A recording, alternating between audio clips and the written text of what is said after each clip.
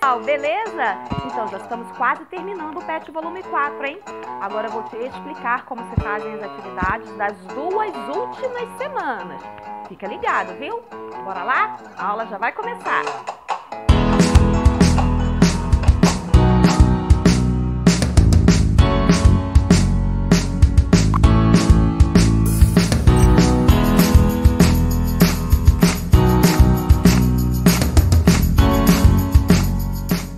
Olá, eu sou Andréa Mapa, professora de língua portuguesa, e vou explicar como se resolvem as atividades das semanas 3 e 4 do PET volume 4 do 7º ano. Semana 3. Nossa unidade temática será Análise Linguística e Semiótica, ou seja, toda a formação linguística, a relação entre as palavras, e semiótica, toda a significação que gira em torno dessas palavras. Sequências textuais, estilo. As habilidades serão as de analisar em textos diferentes o efeito de sentido decorrentes do uso de recursos linguísticos, de prescrição, causalidade, enfim, toda a forma como nós vamos usar a linguagem para causar certo tipo de efeito. Esses seriam os efeitos semióticos.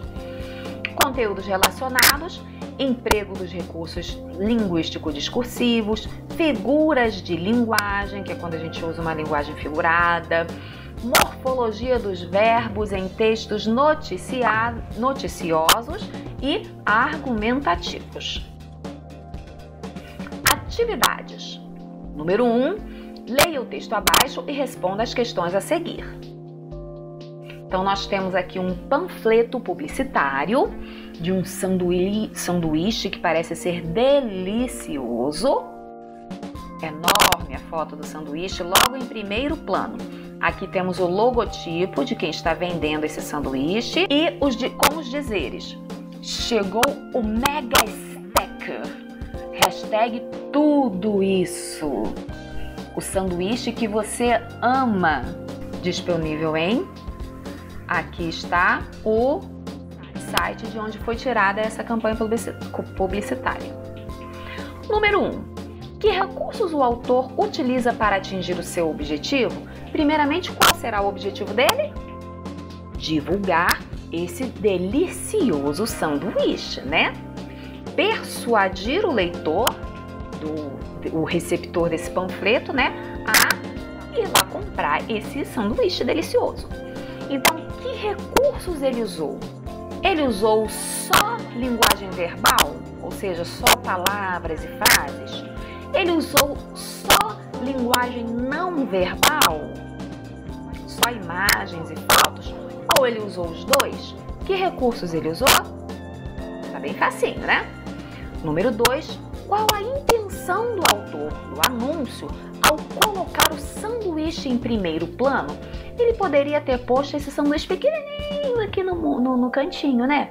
Mas não, ele resolveu colocar em primeiro plano, enorme. A primeira coisa que você vê quando olha esse panfleto é o sanduíche. Nem interessa o que está escrito, você só vê o sanduíche. Qual foi a intenção dele ao fazer isso? Número 3. O tamanho das letras na expressão tudo isso provoca que tipo de efeito no anúncio? Aqui, ó, o tamanhão da letra, ó. Tudo isso, hashtag tudo isso. Que efeito provoca? Seria a mesma coisa se ele tivesse posto nesse tamanhozinho aqui, ó, nessa letrinha aqui que nem dá pra ler? Nem dá pra saber o que tá escrito de tão pequeno? Não, né? Então, ele colocou um sanduíche enorme e uma letra quase tão grande quanto o sanduíche, né? Qual foi o efeito que ele quis causar? Número 2. Leia o texto e responda as questões. Nós temos aqui mais um folheto. Dessa vez é de uma venda de carro. Carnaval de ofertas Onyx Effect por apenas R$ 53.990. Entradas de R$ 24.990 mais 33 vezes de R$ 1.090. Aí temos aqui a foto do carro, essas máscaras aqui ao fundo, ó, tá vendo? Primeira parcela só em junho. Aqui os telefones, o logotipo da montadora do carro e a concessionária que tá vendendo esse carro, né? E aqui a fonte de onde foi tirado esse folheto. Número 1. Do que se trata esse anúncio? É anúncio de quê? Será que é de melancia? De casa? De roupa? Número 2. Qual o seu objetivo? Para que fizeram esse folheto? Para que fizeram esse anúncio? Com que finalidade? Com que objetivo? O que eles queriam com esse anúncio? Número 3. Que recursos ele utiliza para atingir o seu objetivo? Aqui você falou qual é o objetivo dele. É vender uma melancia. Que recursos ele usou? Ele usou linguagem verbal, linguagem não verbal, usou os dois ou nenhum dos dois? Que tipo de recurso ele usou? Número 4. Retire do texto os elementos destacados abaixo. Letra A.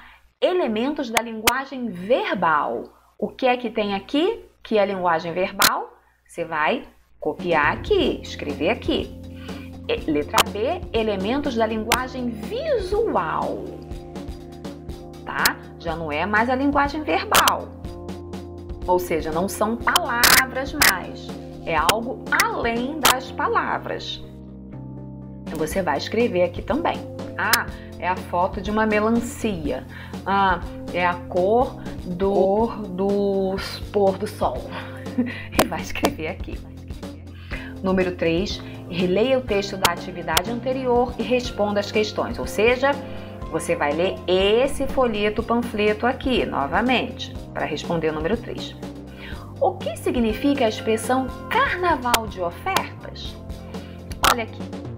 Primeiramente, nós temos que perceber em que época do ano ele foi feito.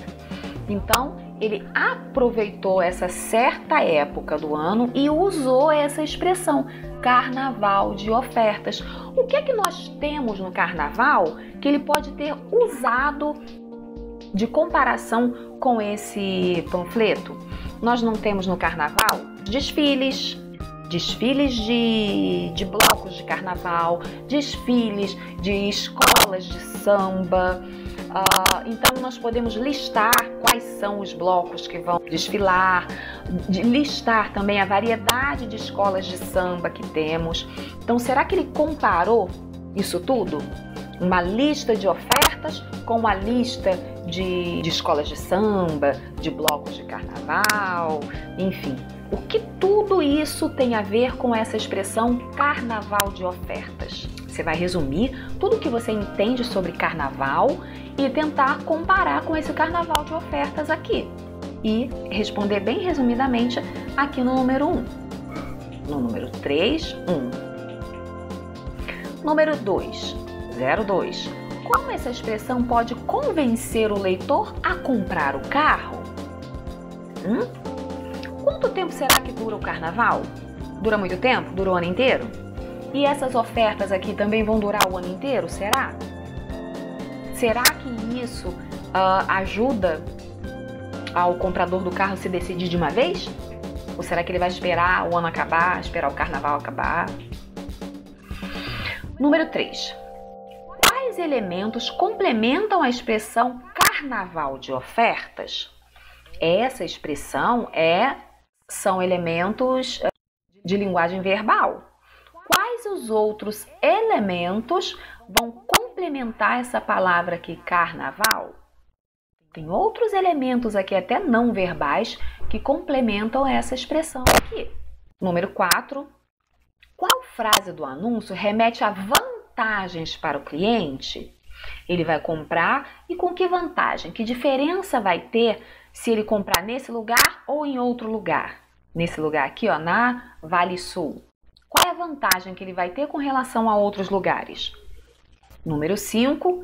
As expressões por apenas e só em junho foram usadas com que intencionalidade? Será que ele queria convencer o seu interlocutor a fazer alguma coisa? Persuadi-lo? Será que ele queria oferecer algum tipo de vantagem? Para que será que ele usou essas duas expressões aqui? Semana 4. A nossa unidade temática será análise linguística e semiótica, produção de textos, objeto de conhecimento, semântica e coesão. As habilidades serão de utilizar ao produzir texto recursos de coesão referencial. Nós vamos trabalhar produção textual baseado em textos do gênero jornalístico publicitário. Conteúdos relacionados, análise da coesão textual, vivência de diferentes papéis sociais como produtor de textos de variados gêneros do campo jornalístico, midiático, como eu acabei de falar. Atividades.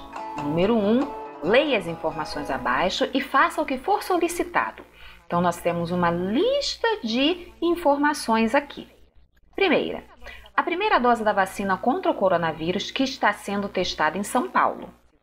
Segunda informação, 9.000 voluntários de 6 estados brasileiros que serão monitorados durante 3 meses por um corpo científico. Outra informação, os testes são de uma parceria do Instituto Butantan e a farmacêutica chinesa Sinovac Life Science.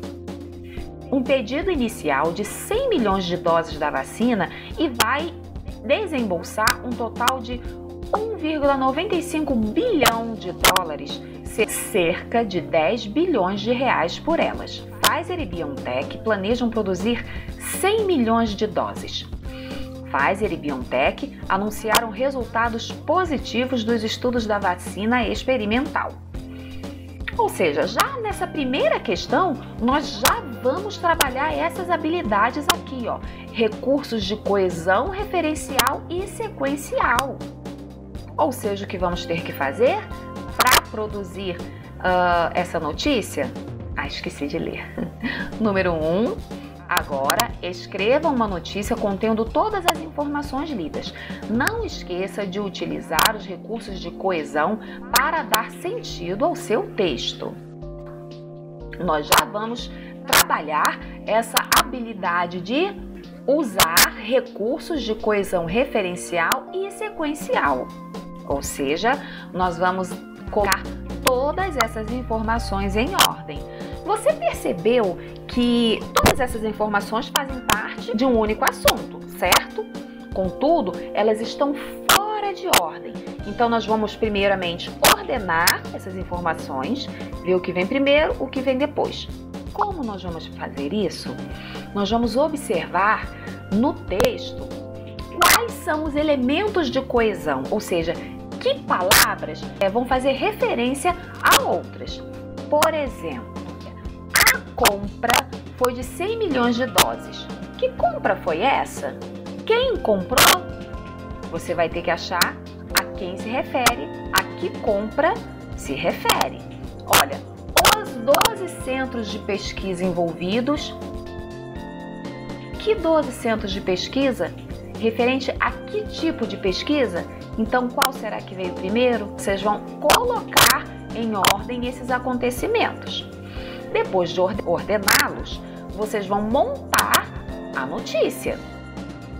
Lembrando que a notícia é composta de manchete ou título principal, linha fina, que vem logo abaixo do título principal, e o primeiro parágrafo da notícia, que é um dos mais importantes, porque contém todas as informações que a notícia vai ter, respondendo o que aconteceu, quando aconteceu, onde aconteceu. Para relembrar isso, você acessa o card aqui em cima para assistir a videoaula de notícia, para dar uma relembrada.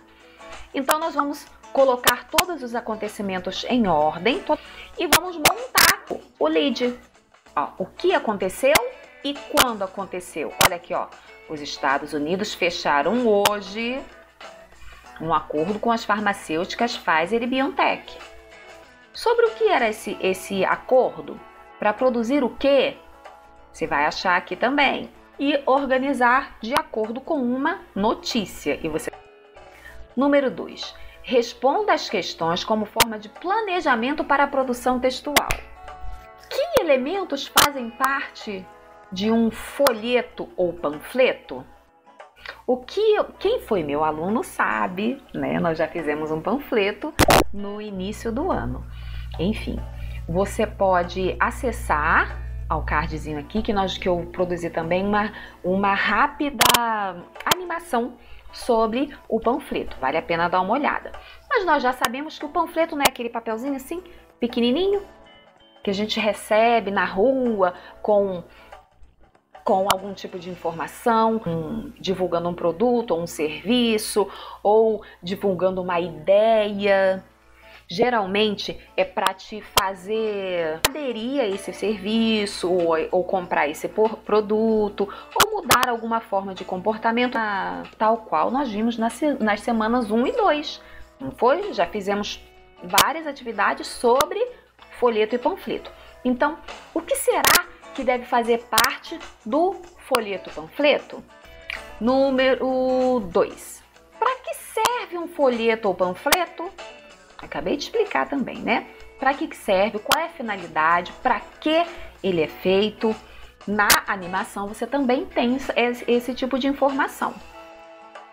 Onde circulam esses textos? Onde que se vê os folhetos e panfletos? Geralmente eles não são entregues assim, não passam de mão em mão, ou são deixados em lugares assim acessíveis para todo mundo poder pegar e levar para casa. Então, quais são os meios que circulam? Como é a circulação? Número 4. Se você pudesse divulgar um folheto ou panfleto educativo na sua escola, qual assunto você abordaria? Lembra bem da sua escola antes da pandemia? Como era a sua escola? Como era a sua vida no dia a dia, com seus colegas, toda a comunidade escolar? Que assunto você usaria para fazer um folheto ou panfleto? Resposta pessoal. Ou seja, não vai ficar esperando eu colocar a respostinha aqui não, né? Porque é a resposta pessoal. Quais seriam os elementos que você utilizaria no seu panfleto? Olha aqui, prestando bem atenção. Qual foi a primeira pergunta que ele fez?